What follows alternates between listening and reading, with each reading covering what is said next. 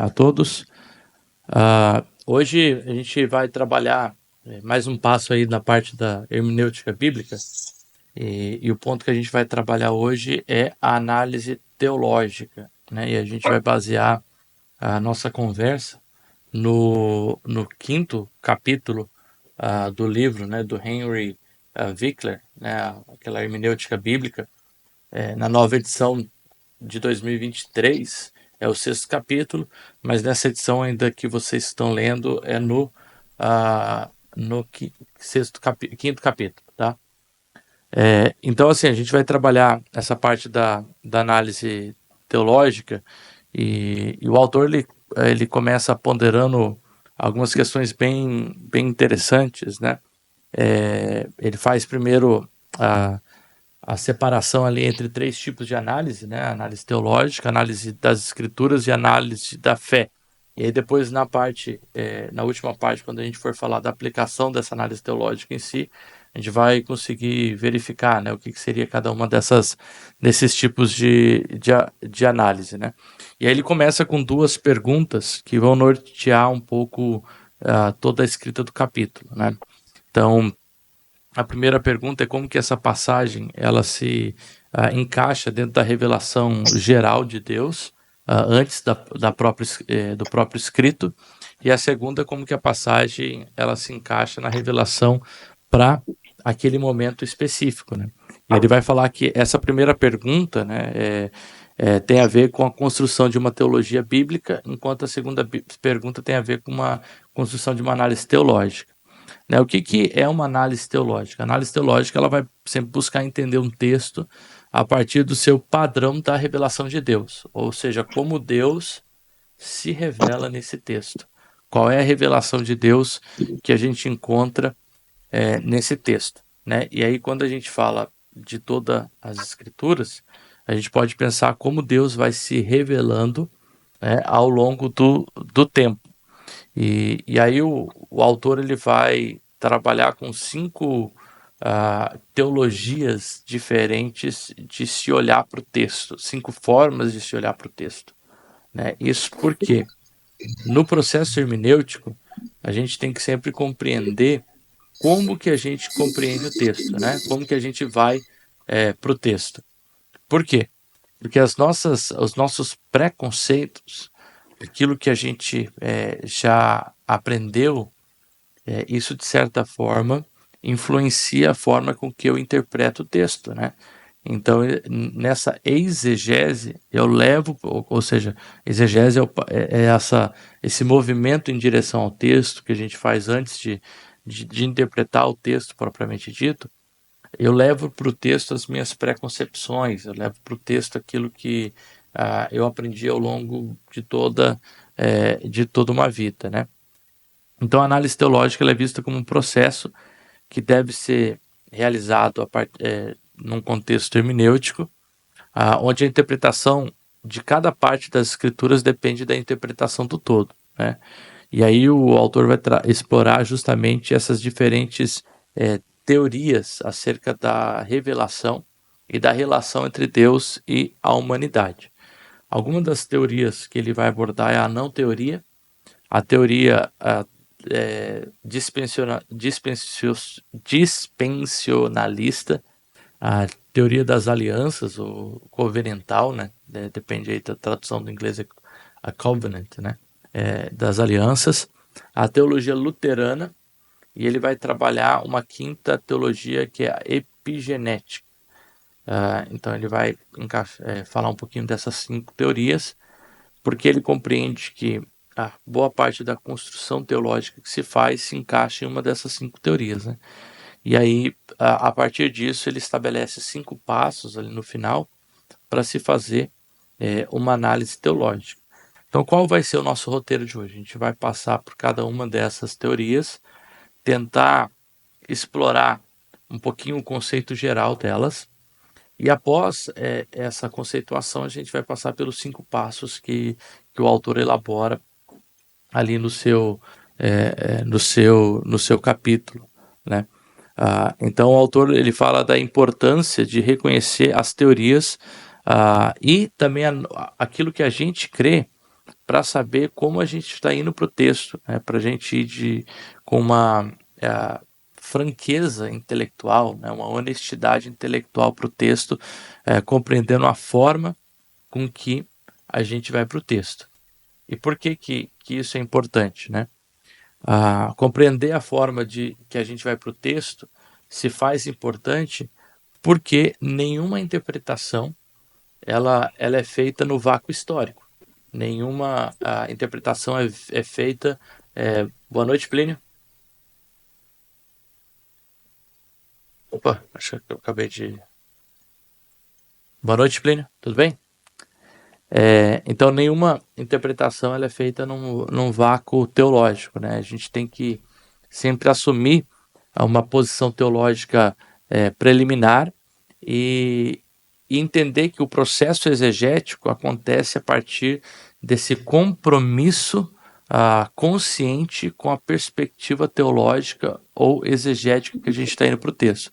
Se nenhuma interpretação acontece no vácuo teológico, o que se espera do intérprete é que ele, no mínimo, tenha uma honestidade de reconhecer qual é a sua visão teológica ou a sua perspectiva, né?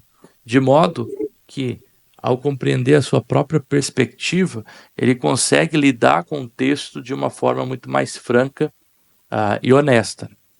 Então, eu tenho aqui uma citação de um autor, Moisés Silva, que ele trabalha esse conceito da hermenêutica, e ele diz assim, ó, às vezes fazemos com que o fato se encaixe em nossos preconceitos. Então, quando a gente lê as escrituras, às vezes a gente quer fazer com que a Bíblia se encaixe nos nossos preconceitos acerca dela. E assim a distorcemos, ou distorcemos. O remédio, no entanto, não é negar que temos esses preconceitos, nem tentar suprimir os preconceitos, porque a gente vai estar suprimindo o nosso próprio conhecimento ou a nossa própria interpretação do texto. No entanto, é muito mais provável que tenhamos consciência desses preconceitos. É melhor que a gente compreenda os preconceitos que a gente tem, se procurarmos identificá-los, né? Então, interpretar de acordo com aquilo que a gente crê do texto. Dessa forma, quando nos deparamos com um fato que resiste à direção da nossa interpretação, ou seja, quando a gente vai algo que vai contrário àquilo que a gente crê, a gente está consciente e preparado para lidar com aquele texto de uma forma aberta e reconhecer as falhas no processo interpretativo e as nossas predileções naquilo que a gente, ou na forma com que a gente interpreta, né? Então, acho que isso é importante, né? Essa franqueza de não ser isento e neutro no texto, porque ninguém é isento diante de uma interpretação no processo teológico. A gente sempre vislumbra Deus de alguma forma no texto, e essa é a pergunta teológica, né? Quando a gente fala de uma análise teológica do texto, a pergunta é como que Deus está se revelando nesse texto? Que aspectos da ação ou da natureza de Deus a gente consegue perceber nesse texto, né? E essa visão acerca de Deus está ligado com a forma com que a gente interpreta o próprio texto, né? Com a forma que a gente se achega a esse texto, né? Então a teologia não se faz num vácuo histórico e nem se faz num vácuo teológico, né? Então essas são questões importantes, né? Então, como a gente já viu, as duas perguntas principais aqui do autor é justamente como um determinado trecho ou texto bíblico se encaixa num padrão da revelação, num padrão geral da revelação de Deus antes da escrita, e como que aquele padrão se encaixa em determinado momento e se aplica para a gente hoje, né? E aí é a pergunta tanto da teologia bíblica quanto da teologia sistemática, né? Então a interpretação ela vai sempre pressupor uma visão acerca da relação entre textos, que a gente chama de uma intertextualidade. O que é intertextualizar? Intertextualidade. Qual é a relação dos textos, né? Então, quando a gente trabalha, por exemplo, o conceito de graça, então a gente, ouvindo o apóstolo Paulo falar de graça, lendo um texto de Paulo, qual que é a sua inter-relação com um conceito de graça em outros autores, ou até do Antigo Testamento? Será que existe um processo de continuidade? Será que é um processo de descontinuidade que existe? Né? Eles estão falando de conceitos e de coisas diferentes, porque eles estão falando em épocas diferentes. Né?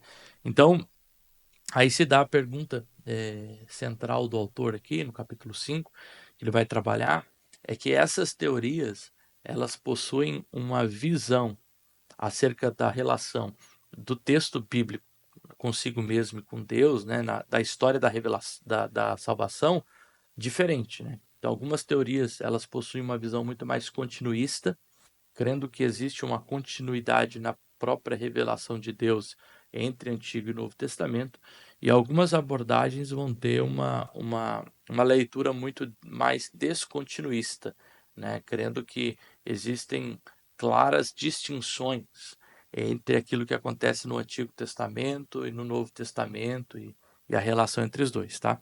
Então aí está a importância da relevância da questão da continuidade e da descontinuidade. Né? Então, o autor ele vai elaborar a relação entre esses testamentos, né, o Antigo e Novo, e a sua relevância para os crentes hoje. E como que a gente percebe a continuidade e descontinuidade no processo da história da salvação. Né? E aí ele vai trabalhar, então, aquelas posições que a gente viu. Né? Então, a primeira posição que o autor ele já elabora é a posição que ele chama sem posição, sem revelação, depende da interpretação lá, né? Mas que é uma abordagem mais liberal na leitura do texto. Né? Esse tipo de abordagem a gente nem vai se delimitar muito, porque é uma leitura mais academicista de pessoas que não creem na Bíblia como palavra de Deus. Né? Mas, basicamente, o que essa interpretação ela vai dizer é que, basicamente, o Antigo Testamento e o Novo Testamento são produtos, são escritas, né, vamos dizer assim, e produtos que eles não devem ser lidos como palavra de Deus, mas devem ser lidos como literatura.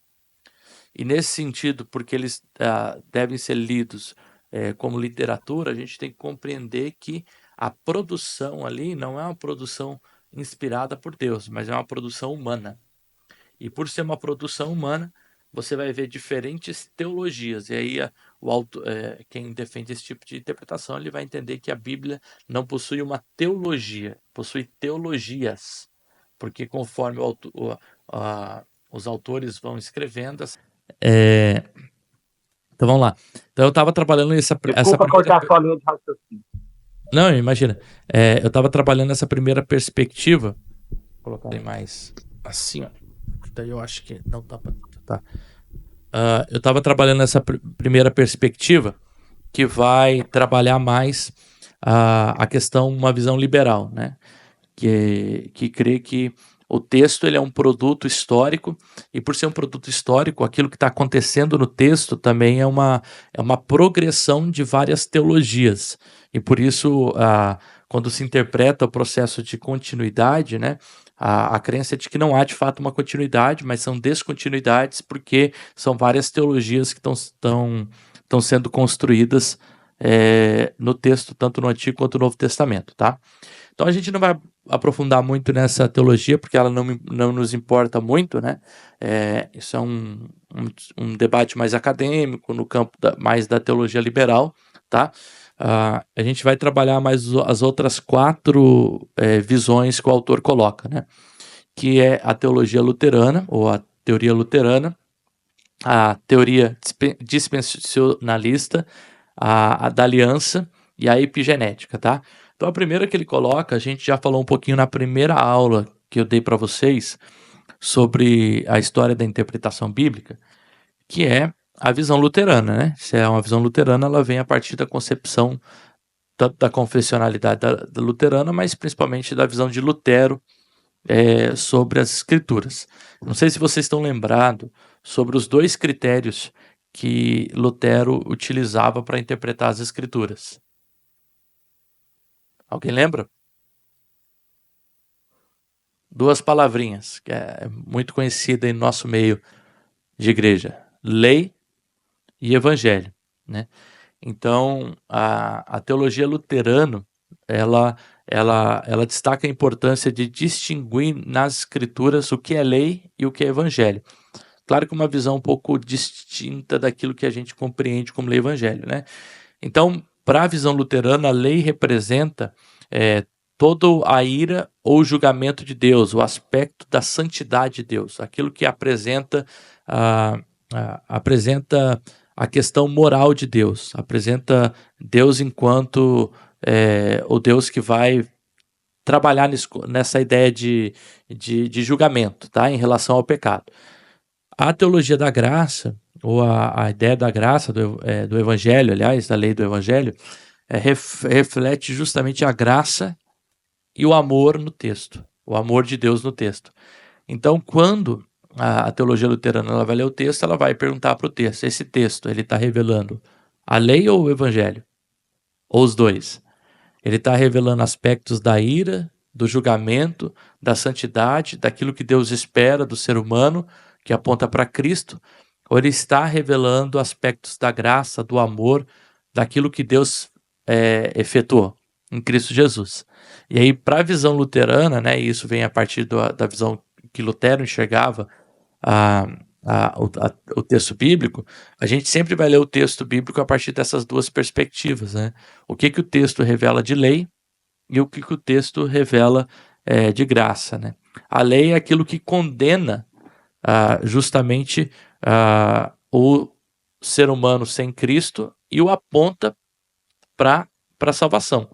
Então a lei, lembra aquele aspecto que Paulo fala lá em Gálatas, que a lei é um aio, um instrutor que aponta para Cristo, que veio Cristo e cumpriu a lei, e aí então agora se torna um outro aspecto. Então a lei é isso que aponta, né? Mostra a necessidade da salvação, aponta para o pecado.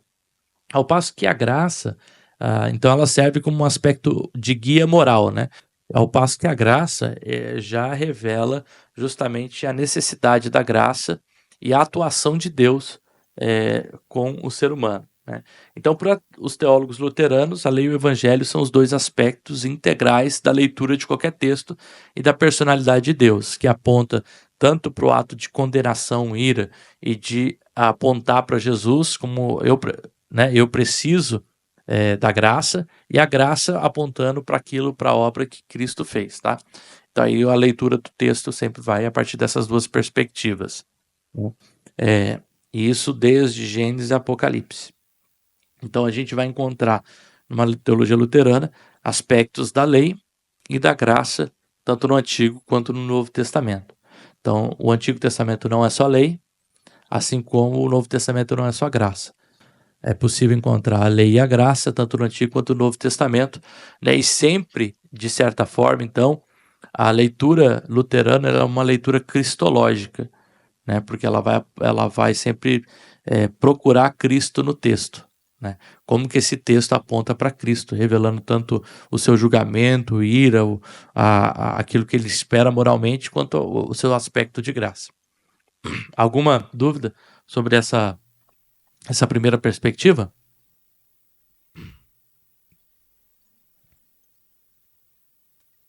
Não? Então vamos lá. Para a segunda perspectiva, seria aquilo que o autor trabalha como uma teoria dispensionalista. E esse termo talvez já é um pouco mais conhecido entre a gente, né? Quem já ouviu falar aí das teoria dispensionalista, das dispensações? Alguém já ouviu falar?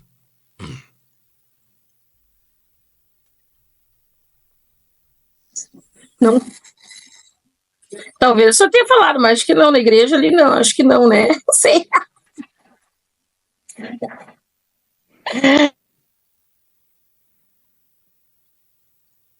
Plínio, já ouviu falar? O Plínio já deve ter ouvido.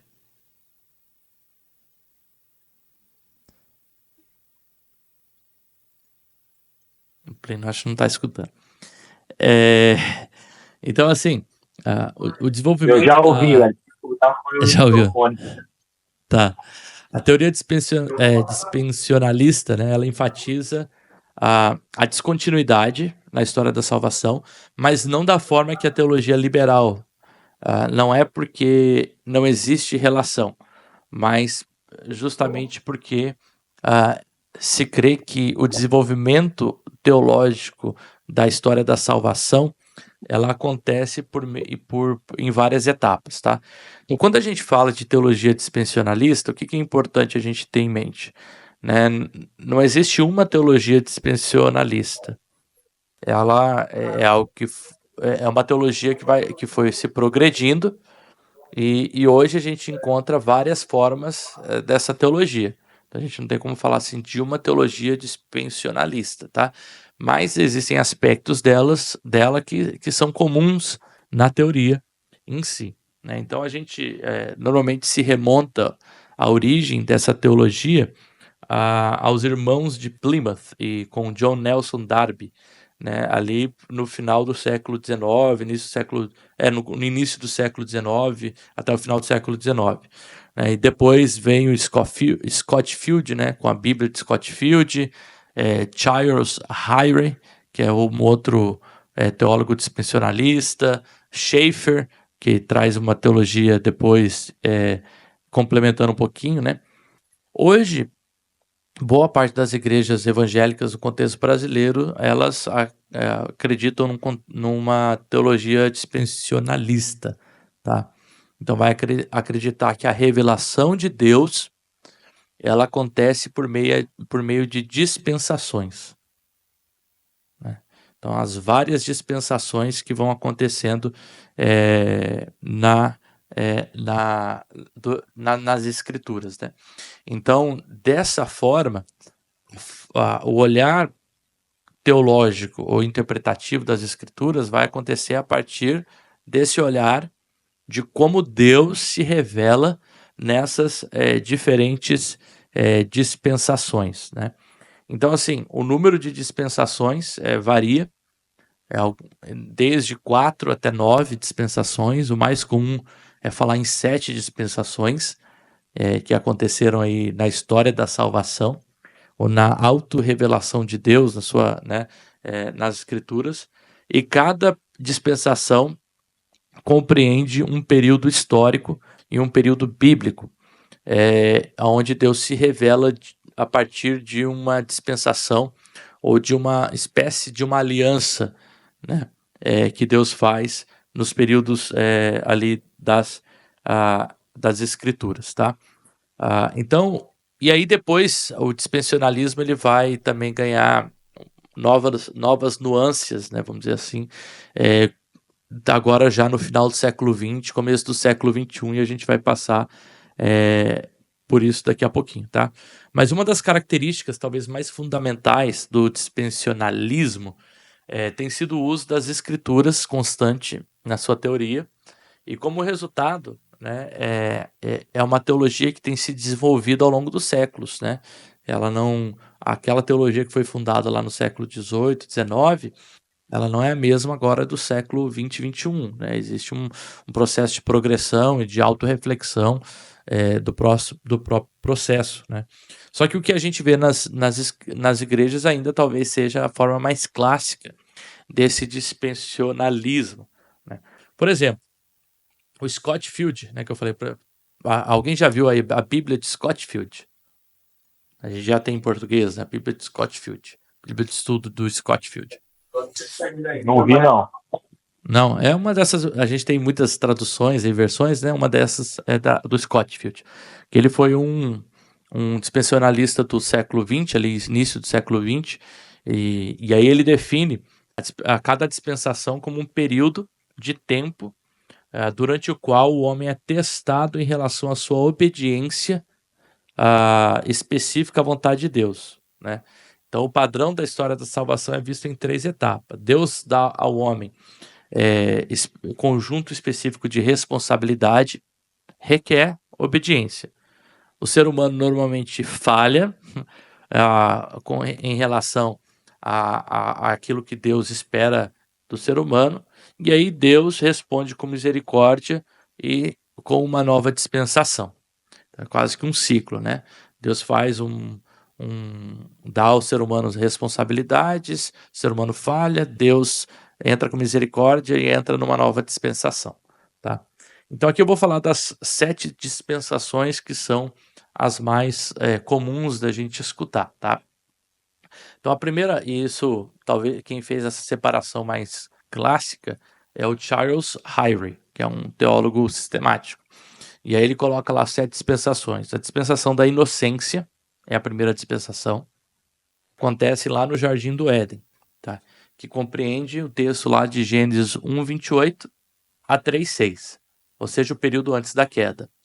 Esse seria o período da dispensação de Deus com Adão e Eva, a dispensação da inocência, né, antes do pecado entrar no mundo.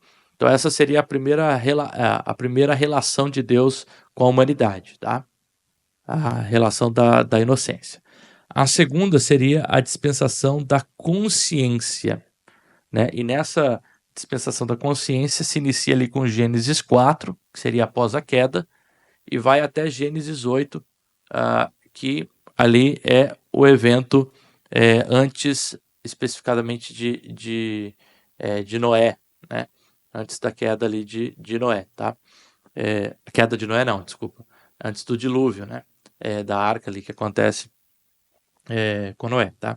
Então essa seria a dispensação da consciência, e durante esse período a obediência, ela dita a consciência, é a forma de resposta àquilo que Deus faz com o ser humano, tá? E isso vai até quando Deus traz o julgamento por meio do dilúvio.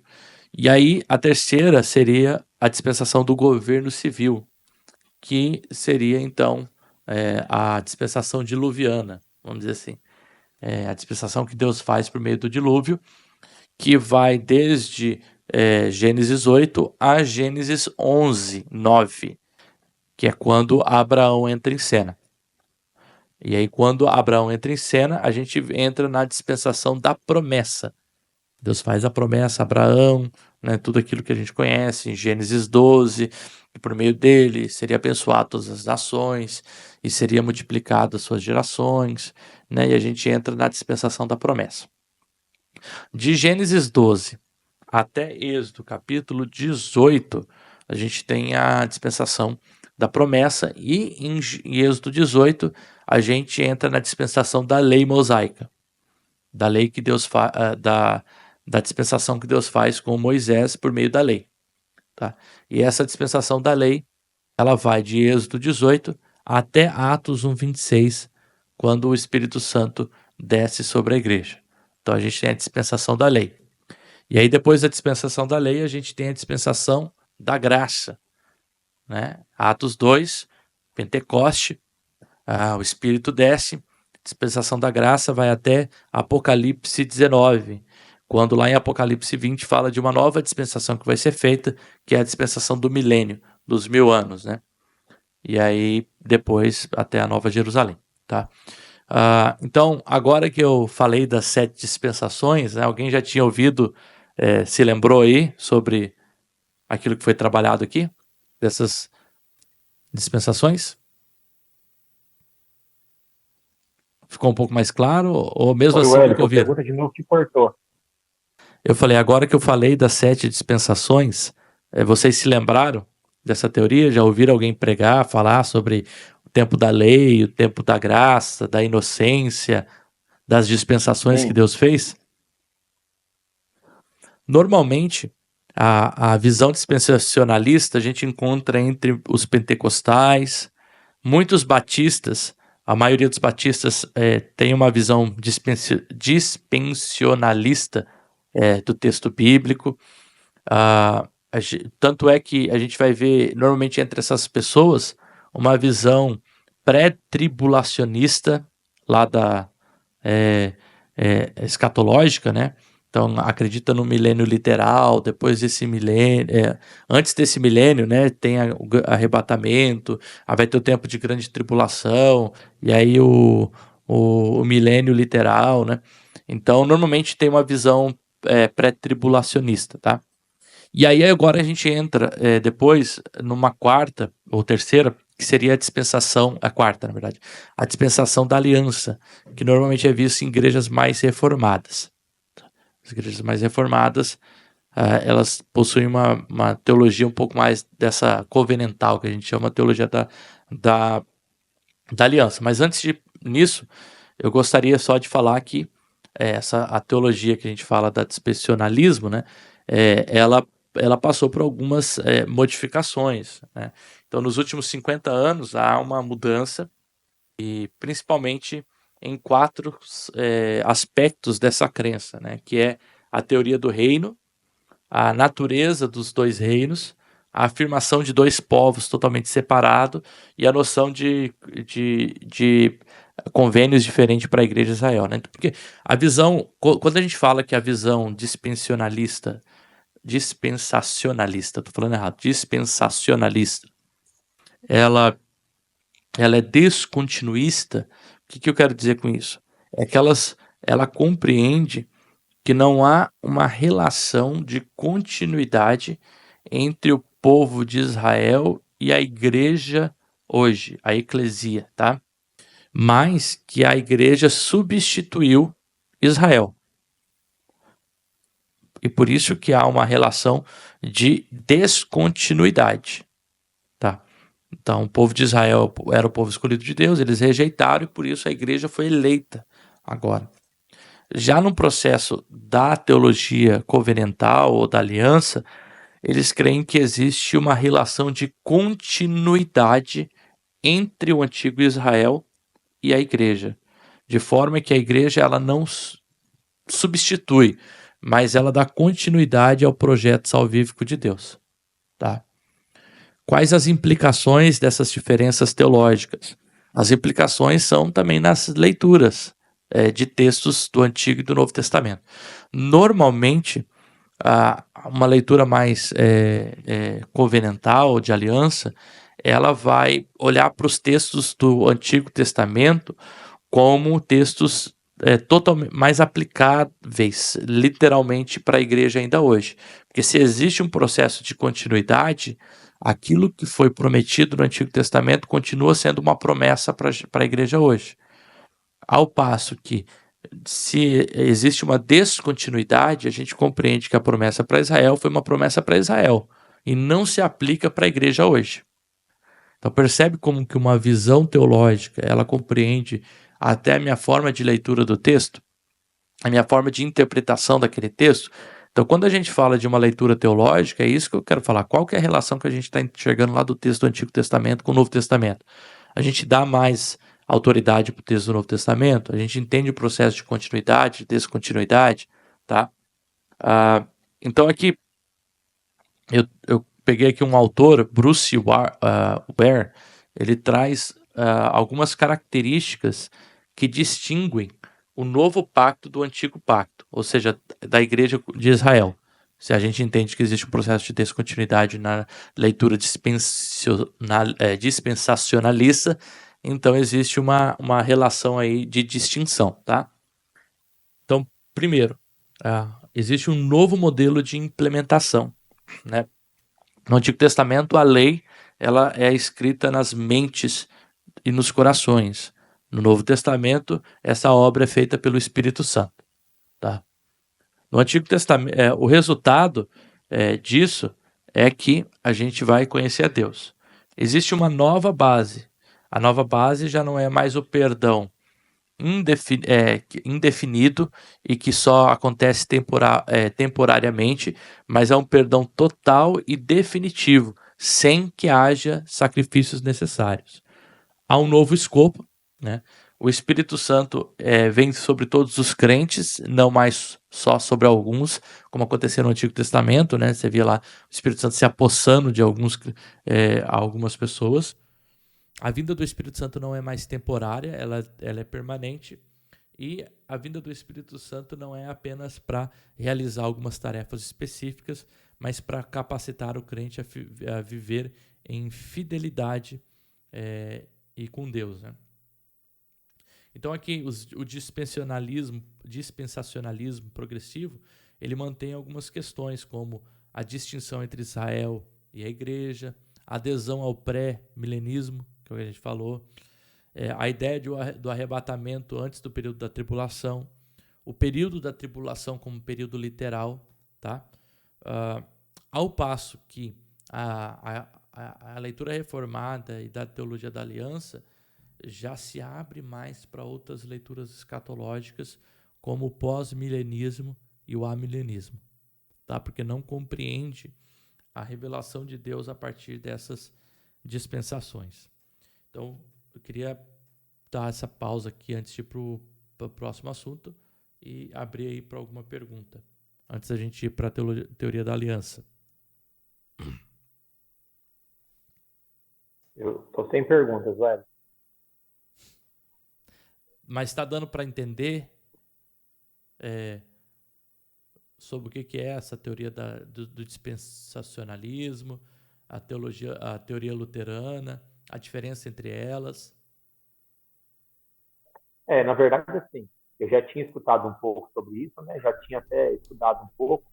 Então, só peguei alguns trechinhos, assim. Que alguns momentinhos também, não vou negar, que fazer um fechamento de caixa aqui rapidinho, mas eu estava escutando todo mundo que eu tô com fone, agora o pessoal foi embora.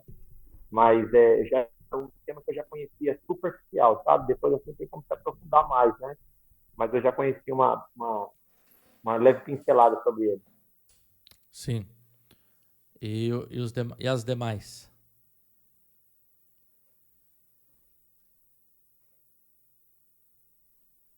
Entender ali, pastor, a questão da luterana, né? Que é a questão da lei e do evangelho. E a lei seria a busca pela salvação, no caso ali que você falou, né? Que seria o caminho, né? Mais ou menos isso que eu... Seria o que aponta, né? A lei, aponta para a salvação, né? Ela condena para poder apontar para a salvação, né? É o caso pecado, né? Que o senhor falou ali alguma coisa. E o evangelho seria a graça, né? Que daí é o voltado para a bondade de Deus, o amor, no caso, né? E esse dispensacionalismo, essa aí mesmo. Dispensa. Só que eu anotei aqui, eu estava anotando as dispensações, mas eu peguei 5 aqui. Não sei se o senhor já falou as outras, acho que não, né? Você parou na aliança? Lá no capítulo tem, lá no capítulo 5. A inocência, a consciência, o governo, a promessa e a aliança. Isso? Não.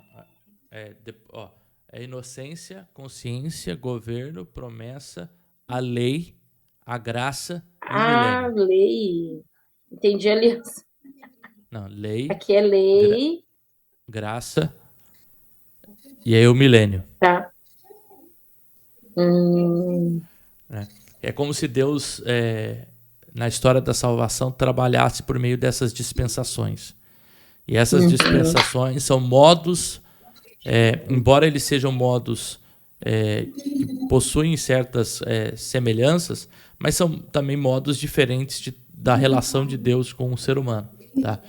E aí, por isso, a leitura bíblica dos textos vai passar muito por que dispensação que esse texto está trabalhando, né?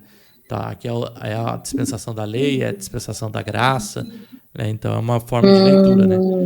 Embora conscientemente, às vezes a gente não faz esse tipo de leitura, às vezes inconscientemente a gente aplica isso quando a gente vai para o Antigo Testamento, olha, isso aqui não se aplica mais, porque isso aqui se aplicava na época da lei, e agora é a época da graça, então esse tipo de leitura não existe mais.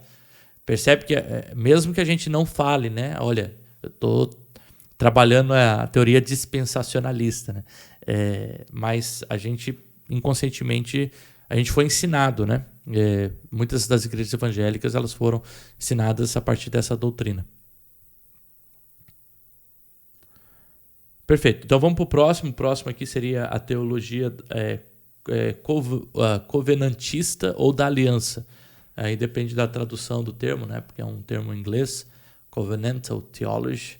Então ele pode ser traduzido tanto como covenantista ou da aliança, tá? Ela enfatiza, assim como a teologia luterana, que enfatiza a continuidade, ela também vai enfatizar a continuidade na história da salvação, tá? Então, a dispensacionalista existe descontinuidade. Por quê? Cada dispensação dessa é um modo de Deus trabalhar com o ser humano.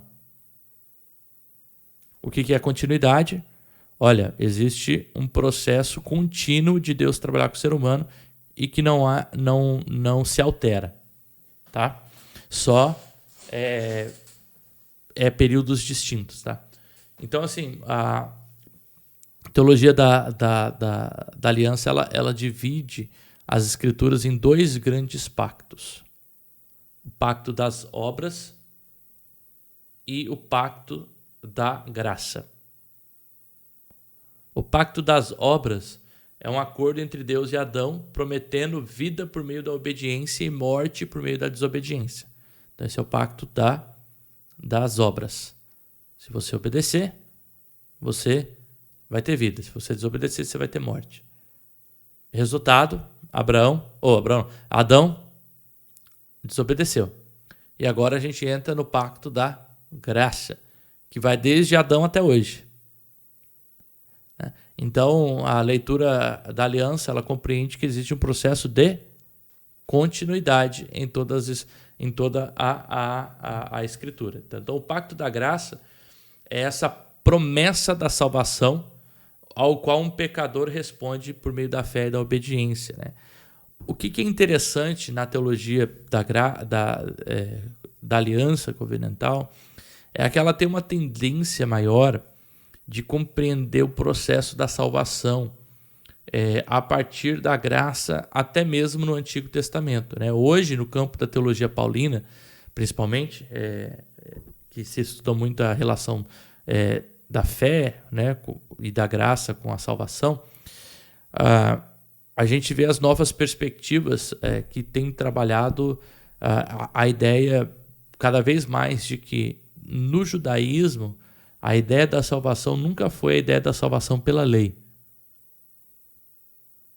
mas que o judaísmo sempre teve uma perspectiva de uma salvação que acontecia por meio da graça de Deus. A distinção seria que a lei seria a forma ou o resultado da graça no processo do Antigo Testamento. Então, por que eu obedeço à lei? Por conta da graça de Deus. Então, a lei ela vem como uma resposta, né, à graça de Deus, e não como algo a priori para que eu alcance salvação, né? Isso tem sido debatido muito entre os círculos acadêmicos, e essa teologia da aliança ela nos dá uma perspectiva mais próximo disso, né? De que, de fato, o pacto da graça sempre foi o projeto de Deus da salvação por meio da fé, né? De alcançar o pecador, desde lá do Antigo Testamento, né? Então, para os teólogos da aliança, a igreja sempre existiu. E ela sempre existiu desde lá do Antigo Testamento. Então, a igreja não foi inaugurada no Pentecoste, ou alguns dizem, né, com Jesus, mas a igreja sempre existiu. Porque a igreja lá no Antigo Testamento, né, a gente encontra também as comunidades ou o povo de Deus se reunindo, né? E de que o que há é só um desenvolvimento no processo de como ser igreja, né? Mas que, de fato, desde lá do Antigo Testamento, a gente já encontra essa igreja daqueles que são chamados para fora, né? Dessa eclesia, tá? Então, quando Israel rejeita Cristo, a igreja passa a ser o povo escolhido de Deus, mas não é como se Deus, de fato, olha, eu estou excluindo esse povo e agora eu estou fundando uma nova igreja, né? Então, para a teoria da aliança, não. Há um processo de continuidade. Olha, eles rejeitaram, então agora os gentios foram inclusos e eles passaram a serem o povo de Deus. Tá? Eles passaram a ser a igreja, mas não excluindo, né, vamos dizer assim, o antigo Israel, né? Então, embora se reconheça que existem vários pactos, né, a teologia da aliança reconhece, olha, existem vários pactos. Um pacto lá com Adão, com Noé, com Abraão, com Moisés, com Davi, no Antigo Testamento. Esses pactos nada mais fazem do que eles esclarecem a teologia da graça, né? Ele não é como se eles substituem, né? O pacto de Noé está substituindo o pacto de Adão, e agora o pacto de Abraão substituindo o pacto de Noé, e o pacto de de Moisés substituindo o de Abraão. Não, se há um processo de continuidade, o que está acontecendo é que existe um processo de fato, de um esclarecimento maior, né, dentro de cada um desses pactos que Deus está se revelando, né? E aí, por isso, a teologia covenantista da aliança ela é mais aberta a revelação progressiva, né? A ideia de que a revelação de Deus ela vai se progredindo historicamente e isso vai acontecendo, né? Enfatiza também a continuidade dos pactos e afirma que as promessas são condicionais e que a realização delas será uma forma tipológica, né, por meio da igreja, né? Então, o pacto das obras, como a gente já viu, é uma relação de Deus com Adão, no qual Deus promete a Adão que se ele obedecer é vida, se não obedecer é morte. E o pacto da graça é a relação de Deus com o pecador, no qual, nesse projeto, Deus oferece a salvação por meio da fé, né, para aqueles que respondem por meio da fé e da obediência a Deus. Então, assim, basicamente, a relação pactual ela é muito mais de uma relação de continuidade. Os seres humanos são chamados para a graça, justificados, adotados na família de Deus, e há uma visão de que não há uma abolição, né, dentro desse processo, mas há um processo de continuidade, tá? Então, assim, de forma bem geral, né, a grande diferença da teologia da aliança com a dispensacionalista é que ela não enxerga várias dispensações que anulam uma outra, ela não enxerga essa diferença entre a igreja e o Israel, mas ela entende que existe um pacto da graça que se estende, né, desde quando o ser humano pecou e agora Deus, por meio da sua provisão, oferece a salvação em Cristo Jesus, né, e isso vai acontecendo por meio da história da salvação nas Escrituras, tá bom? Tranquilo até aí? Alguma dúvida? De boa, tranquilo. Então, cada pacto de Deus dentro dessa visão é um complemento, né? Aquilo como Deus se revela a Abraão é um complemento, como Deus se revela a Davi, Deus vai complementando a sua revelação na história da salvação. Tá? A última visão aqui, que é a visão epigenética, ela tem uma ideia da revelação como um crescimento, como uma árvore. Pensa numa árvore, tá? A semente é plantada, ela é potencial de uma árvore. Aí você tem uma árvore de 1 ano. Essa árvore de 1 ano, ela é uma árvore?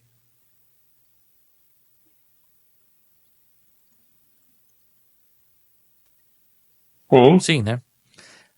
E quando ela tem 10 anos, ela tá maior agora. Agora ela já deu mais frutos. Mas ela continua sendo uma árvore? Também, né? Então, a ideia é isso. A revelação divina, ela vai acontecendo com um crescimento nas Escrituras. Você não tem a mesma revelação desde lá do Antigo Testamento até o Novo Testamento. Você tem um ápice da revelação que acontece em Cristo Jesus. Mas ela continua sendo a revelação total de Deus, tanto no Antigo quanto no Novo Testamento, num processo de continuidade.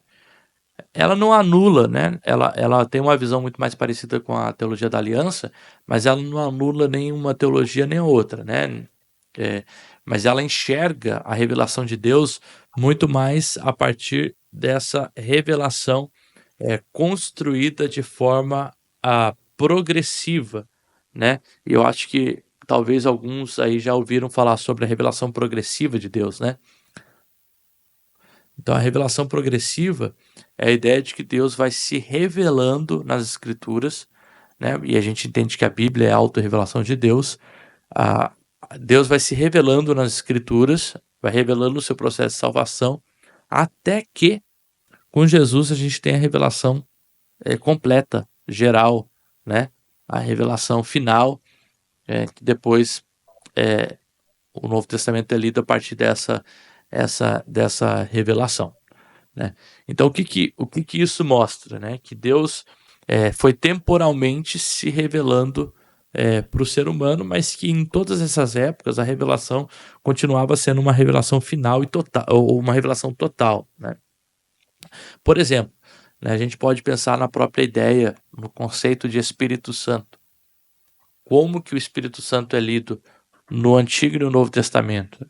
Será que a gente tem a mesma teologia? A gente vai ver que não. A gente vai ver que existe uma progressão, né? Uma progressão na revelação do Espírito Santo, em quem é o Espírito Santo, até que lá no Novo Testamento, quando Jesus fala desse Espírito Santo que viria, que seria o Consolador, que ele deixaria, e depois Lucas, principalmente no livro de Atos, trabalha muito os atos do Espírito Santo, né? E como o Espírito Santo faz com que a igreja se expanda, e aí começa a se ter toda uma teologia da personificação do Espírito Santo. O Espírito Santo que sente, o Espírito Santo que geme, o Espírito Santo que salva, que vive, né? Que tem sentimentos, né? Lá no Antigo Testamento, a ideia do Espírito de Deus ela é muito mais uma ideia da ação de Deus. Quer dizer que o Espírito Santo não existia? Não. Mas quer dizer que é possível que haja uma revelação progressiva, né? Uma revelação progressiva que ela culmina, então, com o Novo Testamento. Tá? Então, essa é a ideia de uma teologia epigenética, né? Como uma árvore, onde Deus vai se revelando, e ali há uma revelação total, mas ao mesmo tempo existe uma progressão, assim como uma árvore vai crescendo, né? Existe uma progressão dessa revelação de Deus, né? E eu trouxe aqui uma dessas teologias, que é a teologia da promessa de Walter Kaiser, né? Walter Kaiser tem uma ideia de uma teologia progressiva, vamos dizer assim, epigenética, né? Então, qual que é a teologia do Walter Kaiser? Ele é um modelo interpretativo que enfatiza a promessa de Deus na narrativa bíblica. Então, segundo Kaiser, as promessas são o fio condutor que une toda a Bíblia. Então percebe como esse tipo de leitura epigenética ela pode ser vista a partir de várias perspectivas, né? Quando a gente fala teologia bíblica, é isso que a gente procura. Um fio condutor que vai unindo todas as escrituras, né? Então, para o Walter Kaiser, o que une isso é a promessa de Deus, tá? Então, começando com as promessas dos patriarcas do Antigo Testamento, e culminando com Jesus Cristo, né? Então, para ele, primeiro, existe uma promessa do pacto de Deus. Então, quando a gente vê lá em Abraão, em Gênesis 2, Deus faz uma promessa, né? E até nos cultos de domingo a gente tem trabalhado isso, né? A promessa que Deus fez a Abraão e cumpriu, né? Não só fez a promessa, mas depois ele jurou sobre a promessa, né? Eu trabalhei ontem o texto de Hebreus 6, 13 a 20, né? Trabalho um pouco disso. Então, Deus fez promessas específicas que implicam em bênçãos específicas. Então, existe uma relação entre Deus e o povo por meio da promessa. Essa promessa, ela vai se desenrolando progressivamente no Antigo Testamento. Então, Deus vai ratificando a sua promessa, né? Deus vai ratificando com Noé, com Abraão, com Davi, até que Jesus cumpre a promessa. E aí Jesus seria o cumprimento dessa promessa que Deus fez lá com Abraão, o povo de Israel. E agora a igreja vive as implicações dessa promessa cumprida em Cristo Jesus. Então esse é o fio condutor que o Walter Kaiser enxerga na narrativa bíblica. Outras propostas elas são feitas, né, como a teologia da criação, a teologia da história da salvação. São fios condutores que vão conduzindo a leitura do texto bíblico, tá? Agora, por que tudo isso é importante? A gente falou sobre a leitura que não tem um modelo específico, né? Uma leitura liberal, vamos dizer assim. A leitura luterana, a dispensacionalista, da aliança e a epigenética, né? Teriam outras, mas essas talvez são as principais aqui que o autor vai trabalhar, né? E por que isso é importante? Como eu disse, a gente vai para o texto com uma leitura específica, a gente interpreta o texto, a teologia do texto vai nascer a partir dessas pré-condições que a gente coloca no texto. Então, por exemplo, eu vou para um texto, vamos lá, eu vou para o texto da multiplicação dos pães e dos peixes. Aí você faz toda uma análise do texto, quando Jesus encontra a multidão, tem compaixão daquela multidão, fala com os discípulos chegam a ele, olha, manda esse povo embora, e aí Jesus fala, mas por quê? Já está tarde e tal, vão ficar com fome, falar, o que você tem para comer? A gente tem isso para comer, e aí tem toda a história da multiplicação. Jesus separa o pessoal em grupos, e aí da insuficiência nasce a suficiência, né? A provisão de Deus acontecendo ali na multiplicação dos pães e dos peixes, tá? Aí a gente vai para uma análise teológica desse texto, que é o que nos importa hoje. Qual é a teologia do texto? Quais são os temas teológicos que surgem desse texto? Vamos lá. Vamos ver se a gente consegue elaborar aqui. Quais são alguns temas teológicos que podem surgir desse texto?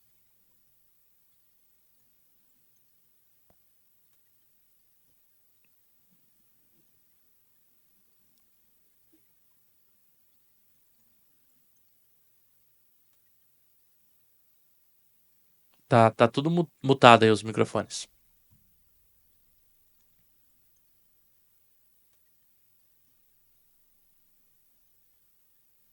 Alguma ideia? Vamos lá, eu vou ajudar. Como assim? Eu não consegui entender, pastor. Como assim, temas teológicos?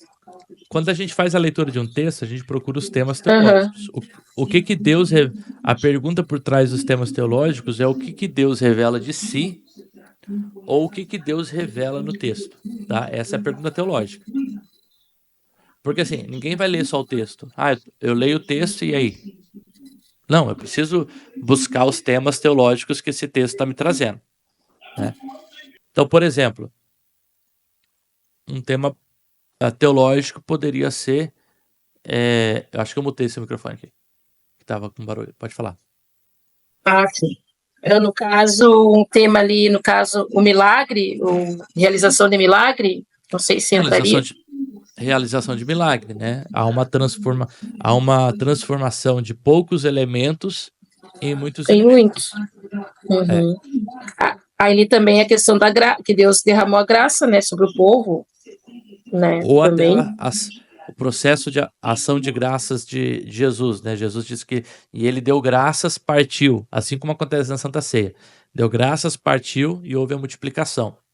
O tema da solidariedade. Jesus se compadeceu dos que estavam famintos. A gente pode pesquisar o tema, por que eles estavam famintos?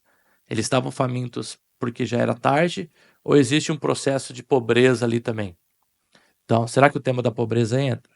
O tema da solidariedade, que é um tema teológico. Como que vê que Deus, ou Jesus, né, ele age com solidariedade com aqueles que estão famintos. O tema da provisão de Deus. Da insuficiência nasce a suficiência, né? Então você percebe como um texto ele tem uma riqueza muito grande, teológica. E aí cada um desses temas eles precisam ser abordados com um olhar, né? Como que a gente vai abordar esses temas, tá? Como que a gente vai abordar o tema da solidariedade, da pobreza, né? Quais os critérios que a gente utiliza? Então a teologia, a análise teológica ela é importante por conta disso, né? Porque a gente vai ler esse texto a partir de uma perspectiva, né? Olha, será que eu vou encontrar aspectos da graça e da lei nesse texto? Será que eu vou ler esse texto compreendendo, não sei, de repente, a continuidade com aquilo que Deus faz lá no Antigo Testamento? Ou não? O autor aqui ele traz alguns exemplos que são bem interessantes para a gente fazer esse tipo de análise, né? Então ele coloca aqui, por exemplo, tá? Deixa eu ver aqui.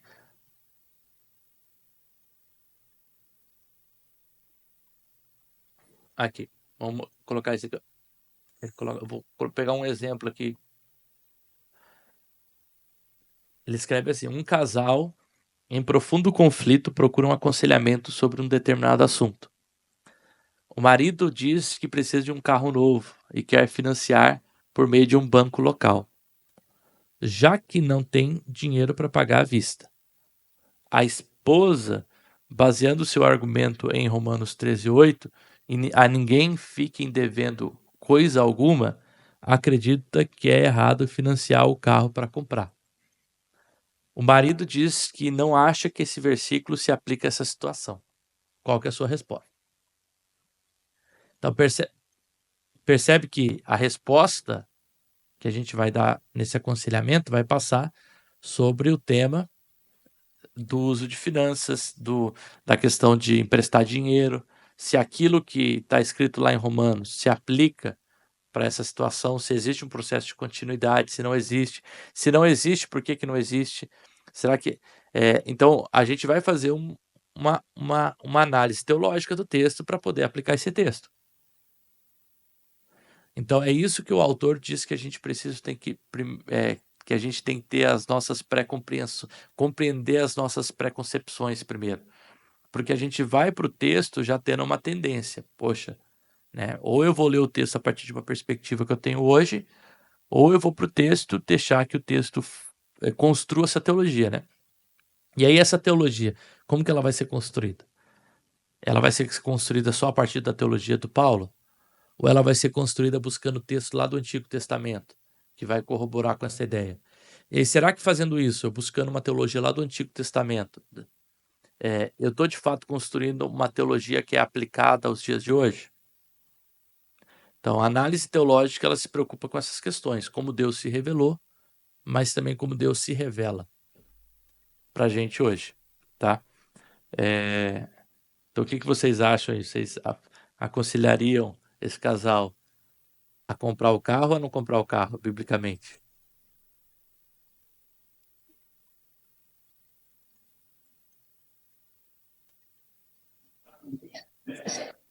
Pela questão da palavra, a mulher está sendo mais prudente, né? Mas eles vão ficar sem carro. Daí vai ter que juntar dinheiro para comprar um carro. Vai ter que ser só à vista, né? Nessa perspectiva, só pode ser à vista. Essa questão é só à vista, né? Então... E aí agora, para a gente finalizar, eu quero passar aqui, o autor ele trabalha com 5 passos agora para se fazer uma análise teológica a partir dessas compreensões teológicas, tá? E aí, claro, é rapidinho, isso aqui não... Ele só pontua ali... eu achei engraçado que ele coloca o tema do capítulo, análise teológica, e aí lá na conclusão, nas palavras finais, e aqui tá os 5 passos da análise teológica, né? Tipo, ele trabalha todo o processo de continuidade, descontinuidade, é como se ele falou, olha, antes de fazer uma análise teológica, tu tem que entender como que tu interpreta o texto, né? Para depois saber que tipo de teologia tu constrói a partir desse texto. Então ele coloca os 5 passos ali. Primeiro passo, determine a sua própria visão sobre a natureza da relação de Deus com o ser humano, né? Ou seja, ele basicamente é a ideia da gente compreender como Deus ele se relaciona com o próprio ser humano, né?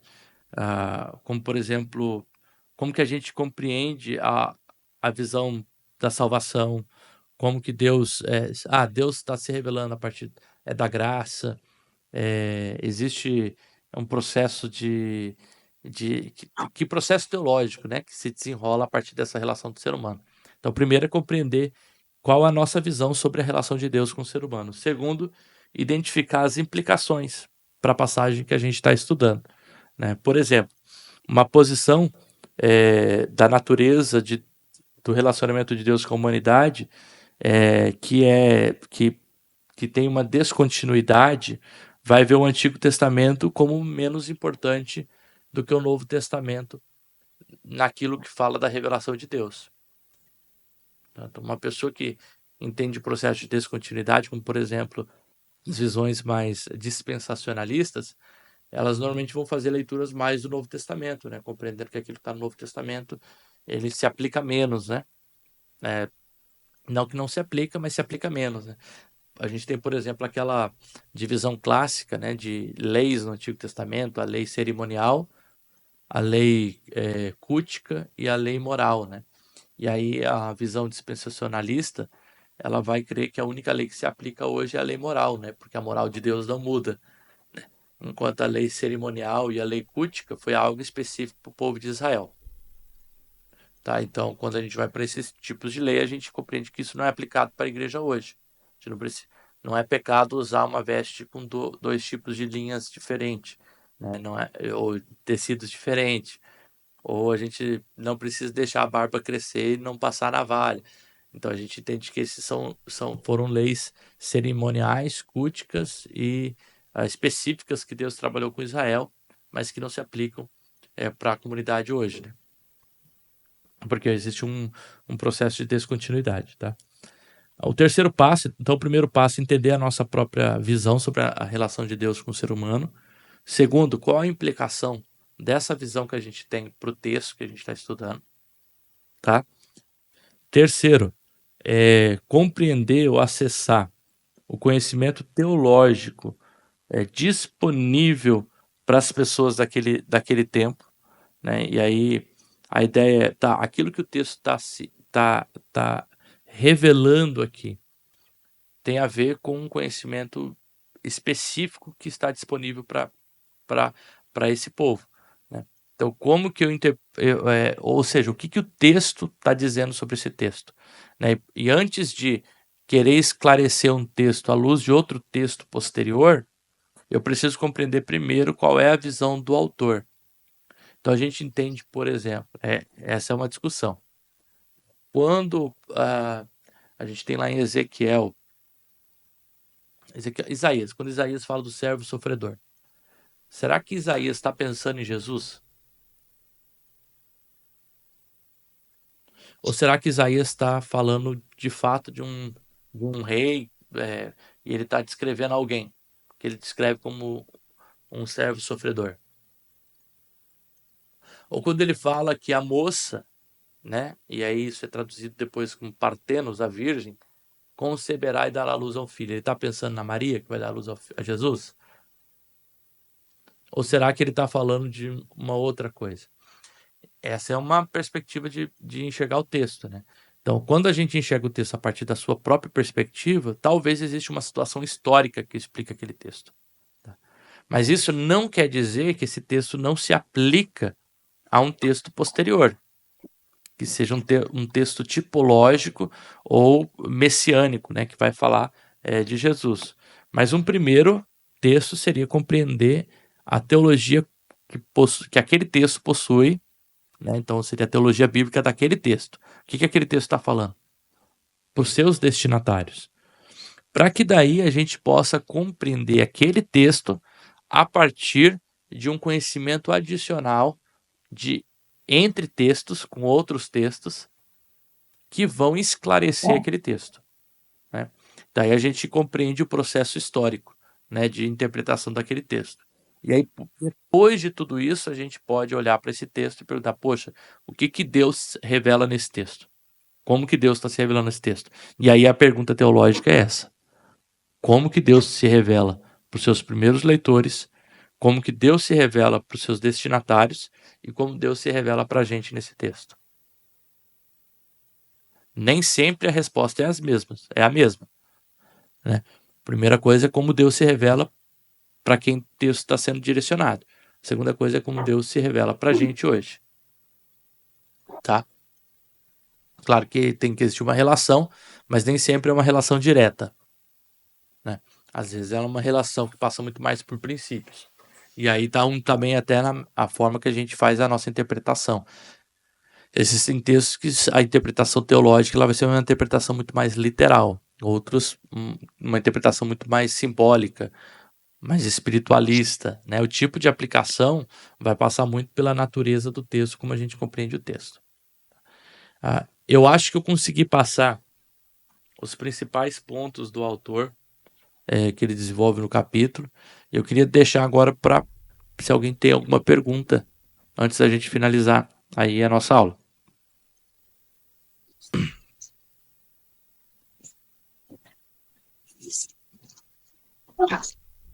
Tere, tem alguma pergunta? Vanderleia, Adri? Eu não tenho nenhuma pergunta. Deu pelo menos para compreender um pouco aí o que a gente está falando? Sim, mas é bem rebuscado tudo isso. Facilita se a gente antes de vir para a aula a gente sempre dá uma lida, tá? Naquilo que vai ser trabalhado. Porque se a gente tira um tempinho para ler, a gente vai... As nossas dúvidas, muitas delas são sanadas na própria leitura, né? Porque a gente vai ler lá e vai falar, mas o que o autor está falando? Aí você coloca ele no Google, coloca em algum lugar, pesquisa e vai tirando essas dúvidas, né? Então a gente já vem para a aula mais preparado, né? Então aí uma dica é que essas aulas não sejam apenas algo inédito sempre. Porque se é sempre ineditismo, depois isso vai acabando caindo no esquecimento, né? O conhecimento ele é construído a partir dessa revisitação ao conhecimento, né? A gente vê uma vez na leitura, depois a gente ouve outra vez na aula, depois quando alguém ouve fala na pregação, fala, olha, eu ouvi o pastor falando aquilo, e aí o conhecimento vai sendo construído, com degraus, né? Sim, é verdade. Então, aqueles que puderem, né, depois de repente dar uma leitura aí no que a gente falou, na próxima semana a gente vai trabalhar o próximo capítulo. Deixa eu só olhar aqui, deixa eu finalizar aqui a